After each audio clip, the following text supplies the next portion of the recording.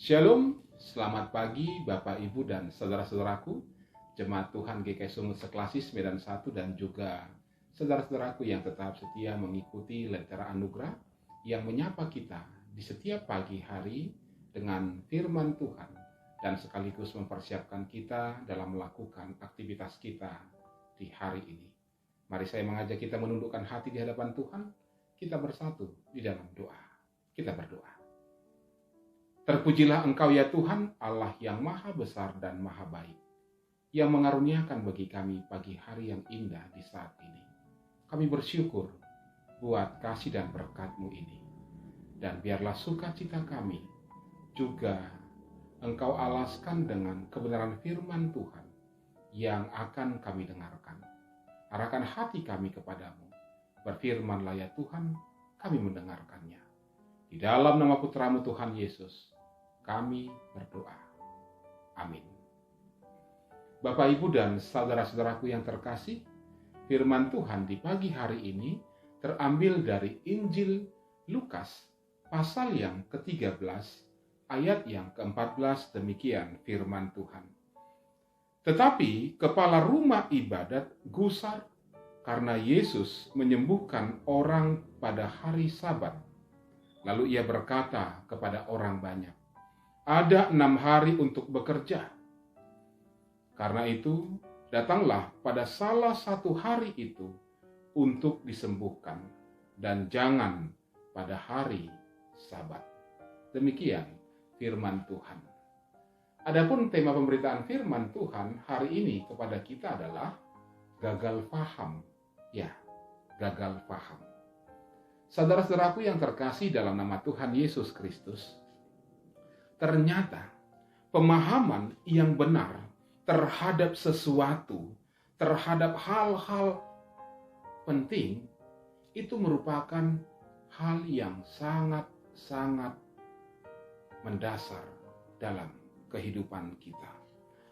Pemahaman yang benar terhadap sesuatu, ini akan menentukan bagaimana sikap kita menghadapinya. Saya katakan, jika kita gagal memahami tentang sesuatu, maka saya bisa pastikan respon kita terkait dengan hal itu pasti akan keliru.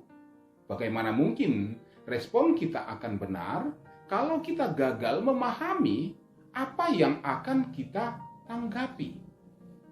Jadi, dasar dari respon kita adalah pemahaman kita terhadap sesuatu.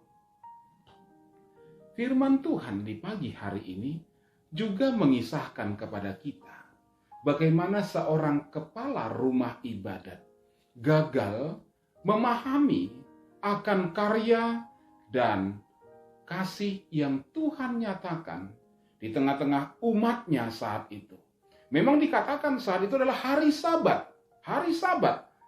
Dan ketentuan bagi orang Yahudi adalah tidak boleh melakukan apapun. Dan hari itu mereka khususkan untuk beristirahat dan juga untuk melakukan ibadah kepada Tuhan. Namun masalahnya di saat itu, ketika Yesus berada di rumah ibadat, ternyata ada seorang wanita yang sudah berapa puluh tahun ia menderita penyakit yang tidak kunjung sembuh. Ia bergumul dengan penyakitnya. Ia merasa hidupnya memang harus berakhir dalam pergumulan penyakit tersebut. Mungkin untuk membayangkan dia sembuh saja, perempuan tersebut tidak lagi berani. Hari demi hari, bulan demi bulan, tahun demi tahun yang ia jalani, tetap saja ia sebagai seorang yang terbeban dengan sakit penyakitnya. Nah, pada hari tersebut, ketika di hari Sabat, ketika Yesus berada di bait Allah, dan Yesus melihat perempuan tersebut yang sudah cukup lama menderita, yang sudah cukup lama bergumul dengan beban hidupnya, dan hati Tuhan Yesus tergerak oleh belas kasihan. Ia ingin menyelamatkan perempuan tersebut. Ia ingin bebaskan perempuan tersebut. Pada saat itu juga tidak menunggu waktu lain lagi. Lalu ia sembuhkan perempuan tersebut. Namun bagaimana respon orang yang melihatnya? Salah satunya adalah kepala rumah ibadat. Ia gagal paham terhadap karya Tuhan Yesus. Ia gagal paham terhadap apa tujuan Tuhan melakukan semua itu. Bahkan ia memberikan alasan ada 6 hari bagi orang untuk bekerja. Datanglah pada hari itu, bukan pada hari Sabat ini. Seolah-olah ia menuduh perempuan tersebut mencemari akan kekudusan hari Sabat. Walaupun sebenarnya tujuannya adalah untuk menjatuhkan Tuhan Yesus. Sangat-sangat disayangkan seorang kepala rumah ibadat yang seharusnya memahami karya Tuhan, ternyata masih saja gagal paham. Hal ini bisa saja terjadi dalam kehidupan kita. Sebagai orang-orang Kristen, orang-orang yang sudah lama mengenal firman Tuhan, tapi belum tentu kita bisa bebas dari yang namanya gagal paham. Sangat disayangkan memang jika hal seperti itu terjadi. Gagal paham termasuk atas hal-hal yang penting. Entah karena kita tidak mampu memahaminya. Entah karena kita menolak untuk memahaminya. Entah karena kita mengingkari yang benar dan sengaja memilih yang salah.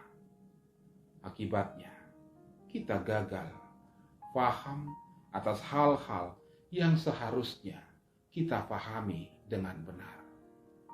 Karya Allah ada begitu banyak dalam kehidupan kita. Dan terlebih juga di masa-masa sekarang ini. Ketika begitu banyak beban yang harus dipikul oleh manusia, bahkan juga oleh kita. Bagaimana seandainya ketika Tuhan nyatakan karya pembebasannya bagi kita, namun saudara kita gagal memahaminya? Sangat disayangkan, bukan? Karya pembebasan tersebut tidak akan terjadi dalam kehidupannya. Saudaraku yang terkasih, oleh karena itu, ingatlah, renungkan. Jika saudara gagal paham, akibatnya apa? Akibatnya, tindakan kita akan semakin jauh dari kebenaran itu sendiri. Amin. Kita renungkan firman Tuhan, kita bersatu dalam doa. Terima kasih Bapa, Engkau mengajar kami untuk mengerti dan memahami akan karya kasih Tuhan Yesus. Bukan mengedepankan kebodohan kami, ketidakmampuan kami, keterbatasan akal, pikiran, dan logika kami untuk memahami apa yang Tuhan perbuat. Biarlah iman kami yang mendahului kami untuk melihat kedalaman kasih Tuhan sebagaimana yang Kau perlihatkan kepada orang-orang yang terbeban dulunya. Ya Tuhan, biarlah di tengah-tengah berbagai beban kehidupan yang kami hadapi saat ini, kami semakin mampu untuk memahami karya kasih Tuhan yang luar biasa. Bahkan juga di saat ini, di hari ini, ketika kami melakukan aktivitas kami, tuntun dan bimbinglah kami Bapa untuk memahami kehendak dan maksud Tuhan dalam setiap pekerjaan kami. Terima kasih Bapa, inilah doa kami yang kami bawa kepadamu. Dalam nama Putramu Tuhan Yesus, Allah kami yang mendengar dan yang menyempurnakan doa kami dalam doa Bapa kami. Kita ucapkan bersama-sama. Bapa kami yang di sorga, dikuduskanlah namamu. Datanglah kerajaan-Mu, jadilah kehendak-Mu di bumi seperti di sorga. Berikanlah kami pada hari ini makanan kami yang secukupnya, dan ampunilah kami akan kesalahan kami, seperti kami juga mengampuni orang yang bersalah kepada kami. Dan janganlah membawa kami ke dalam pencobaan, tapi lepaskanlah kami daripada yang jahat, karena Engkau yang punya kerajaan, dan kuasa, dan kemuliaan sampai selama-lamanya. Amin. Terimalah berkat dari Tuhan, kasih karunia dari Tuhan Yesus Kristus, kasih sayang dari Allah Bapa, dan penyertaan dalam persekutuan dengan Roh Kudus, menyertai saudara sekalian hari ini, esok, dan sampai selama-lamanya. Amin. Shalom, selamat beraktivitas, Tuhan memberkati kita. Ingat selalu 3M. Memakai masker, menjaga jarak, dan mencuci tangan. Salam sehat buat kita semua.